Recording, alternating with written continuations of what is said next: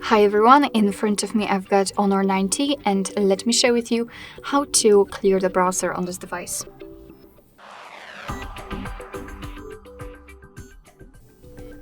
In this tutorial I'll show you how to do it on the Google Chrome, but no worries, basically this operation is pretty similar in all other browsers.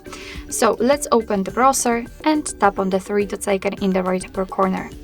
Now let's tap on the history, and as you can see, this is the list of all previously visited websites. And of course, if you want to, you can remove them manually one by one just by tapping on this X button. But if you want to remove some advanced browsing data, or this list is too long to do it manually, just tap on Clear Browsing Data here.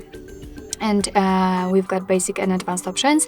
In basics, we've got browsing history, cookies and site data, and cached images and files. And in advanced, also saved passwords, autofill from data, and site settings. So if you want to remove something, just make sure that it is marked. So I will remove everything. We can also change the time range from last hour to, for example, all time or last 4 weeks. Simply tap on Clear Data. And as you can see, the history is empty, which simply means that we just successfully removed everything.